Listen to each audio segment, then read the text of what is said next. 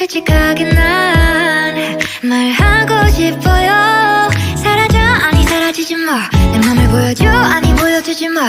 하루 종일 머릿속에 네 미소만. 우리 그냥 한번 만나볼래요. Assalamualaikum warahmatullahi wabarakatuh. Nama saya Mayang Sofi. Saya dari jurusan Administrasi Pendidikan. Di sini saya akan menjelaskan secara sederhana prinsip-prinsip dan hambatan-hambatan dalam proses komunikasi. Baiklah, prinsip-prinsip dan hambatan-hambatan yang terjadi dalam proses komunikasi. Dimanapun dan kapanpun, jika kita biarkan, itu justru dapat mengindikasikan terjadinya miskomunikasi yang berakibat fatal untuk diri kita, personal, tapi yang lebih mengerikan lagi, miskomunikasi terjadi dalam lembaga. Prinsip-prinsip dalam komunikasi. Prinsip bahwa komunikasi itu adalah proses, dan proses yang dimaksud adalah proses simbolik. Salah satu kebutuhan kita sebagai manusia ataupun orang lain adalah proses simbolis. Salah satu kebutuhan kita sebagai manusia, siapapun orangnya, adalah kebutuhan simbiolisasi ataupun penggunaan lembaga tertentu.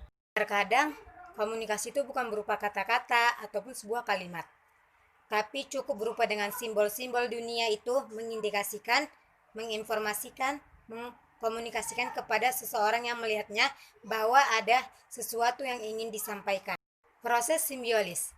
Contohnya itu pada saat kita memasang bendera merah putih pada hari 17 Agustus, secara tidak langsung kita sudah mengkomunikasikan terhadap seseorang yang melihatnya bahwa keluarga ini menyatakan kehormatannya terhadap bendera dan mengindikasikan rasa cinta terhadap negara Indonesia. Kemudian yang kedua, prinsip komunikasi, apapun bentuk perilaku yang kita lakukan terhadap orang lain, itu mempunyai potensi dalam komunikasi apapun bentuknya. Kemudian ada istilah dalam komunikasi yaitu yang kurang lebih artinya kita tidak bisa untuk tidak berkomunikasi. Walau sekecil apapun, mau itu perbuatan, perilaku, kata-kata, ataupun gerakan badan, secara tidak langsung kita sampaikan melalui itu adalah sebuah komunikasi. Contohnya kita lihat saja pada anak bayi jika menangis. Tangisan itu adalah indikasi, dan indikasi itu adalah komunikasi. Tangisan bisa bermacam-macam maknanya untuk si ibu.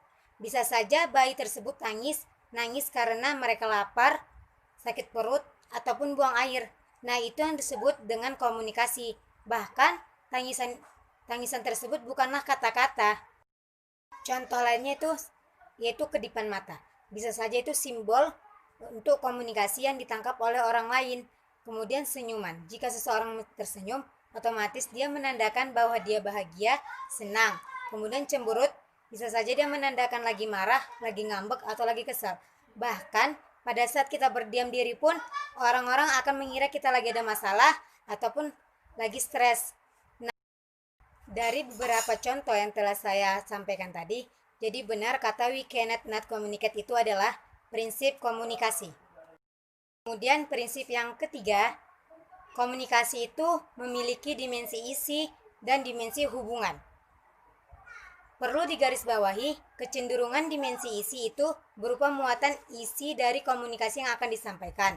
Dimensi isi disandi merupakan formal, sedangkan dimensi hubungan disandi merupakan non-formal, walau itu tidak selamanya. Dimensi isi atau muatan komunikasi yaitu apa yang akan disampaikan, hal apa yang akan disampaikan. Beda lagi dengan dimensi hubungan. Dimensi hubungan yaitu bagaimana cara kita menunjukkan, menyampaikan, menginformasikan hal tersebut untuk si pendengar dan mentafsirkan isi dari komunikasi untuk pendengar dan diterima dengan baik. Juga mengisyaratkan bagaimana hubungan si peserta komunikasi dan peran tersebut. Contohnya tuh begini. Misalnya ada seseorang mengatakan kalimat "aku benci kamu" dengan nada kemarahan, nada tegas. Berarti orang tersebut benar-benar membenci dia, benar-benar real, benar-benar nyata. Beda lagi jika seseorang mengatakan kalimat "aku benci kamu" dengan nada biasa saja, dengan nada bercandaan, ataupun dengan ketawa-ketawa, ataupun dengan godaan, berarti orang tersebut mengatakan kalimat tersebut hanya bercandaan, bukan benar-benar membenci orang tersebut. Nah, itu yang disebut dengan dimensi hubungan. Dan prinsip komunikasi yang keempat.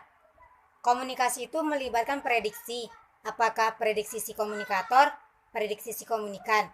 Pada saat orang-orang berkomunikasi, mereka akan mencerna kemungkinan-kemungkinan efek yang akan terjadi oleh perilaku komunikasi di antara mereka berdua. Dengan kata lain, bahwa komunikasi itu diatur, diikat oleh aturan-aturan dan tata krama atau etika tertentu. Contohnya itu, pada saat kita berbicara kepada orang tua, orang sebaya, ataupun anak-anak, pasti secara tidak langsung berkibar di pikiran kita bagaimana cara menyampaikan kita agar sopan, dapat diterima, dan dapat dimengerti oleh orang-orang tersebut. Maka semakin mirip latar sosial kita, latar budaya kita terhadap lawan bicara, sebenarnya semakin fleksibel komunikasi yang akan terjadi. Artinya, dalam komunikasi manusia pada dasarnya dapat dilihat dari dua arah, tidak bisa dari satu arah, atau non-sekuensial. Contohnya yaitu, pada saat manajer berbicara kepada pegawai di rapat atau pertemuan, secara tidak langsung pada saat manajer berbicara, pegawai tersebut sudah melakukan komunikasi, yaitu berupa anggukan kepala sebagai tanda persetujuan atau tanda mengerti hal yang telah disampaikan oleh si manajer. Kemudian kita membahas tentang hambatan dalam proses komunikasi. Banyak sekali hambatan-hambatan yang terjadi dalam komunikasi pada saat kita komunikasi kepada orang lain, kepada siapapun dan dimanapun tanpa kita sadari. Dari hambatan tersebut dapat terjadi miskomunikasi. Miskomunikasi jangan dianggap remeh atau dianggap sederhana, tetapi miskomunikasi mengakibatkan perang dunia. Maka kunci kesuksesan dari komunikasi yaitu pada saat kita berkomunikasi dapat diterima dan dapat didengar dengan baik. Sumber dari hambatan tersebut yaitu yang pertama, sifatnya yang emosional dan sosial. Yang kedua, sadar atau tidak ketika kita memberikan penilaian dan menghakimi si pembicara.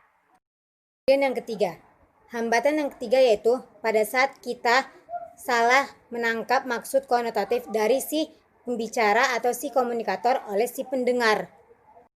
Kemudian hambatan yang keempat, yaitu terjadi kesalahpahaman yang terjadi atau tidak adanya kepercayaan atau tidak saling percaya antara kedua belah pihak.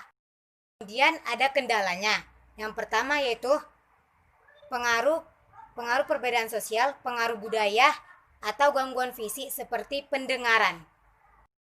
Jadi, kita harus paham betul berkomunikasi dengan siapa dan apa yang akan harus kita lakukan agar komunikasi tersebut berjalan dengan lancar dan efektif. Kemudian, kita harus memahami dan mendengarkan dengan baik dari informasi yang telah disampaikan oleh si komunikator.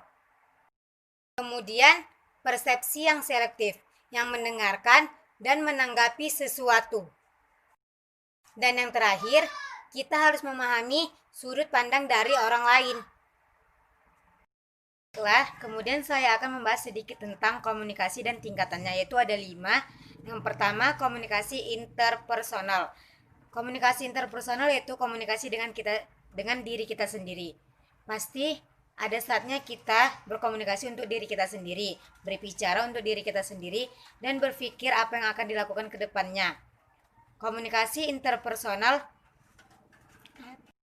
Kemudian yang kedua, komunikasi interpersonal. Beda lagi dengan intrapersonal. Komunikasi interpersonal yaitu komunikasi pribadi yang hanya dilakukan oleh dua orang yang saling mengenal. Dan komunikasi interpersonal bisa dilakukan secara langsung dan secara tidak langsung atau melalui media sosial, telepon, atau yang lainnya. Kemudian yang ketiga, komunikasi kelompok.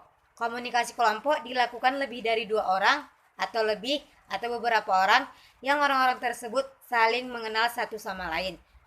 Kelompok yang dimaksud yaitu kelompok kecil yang tidak melibatkan banyak orang atau beberapa orang. Dan yang keempat yaitu komunikasi organisasi, yaitu komunikasi komunikasi yang melibatkan orang-orang di dalam susunan organisasi. Komunikasi organisasi jauh lebih besar dibanding dengan komunikasi kelompok. Dan yang terakhir, yaitu yang kelima, adalah komunikasi massa atau biasa kita sebut komunikasi publik. Komunikasi yang melibatkan sekelompok orang yang lebih luas dari berbagai macam yaitu dari segi usia, budaya, ras, dan sebagainya. Demikian yang dapat saya sampaikan mengenai prinsip dan hambatan terjadi dalam proses komunikasi. Semoga bermanfaat bagi kita dan khususnya untuk saya sendiri.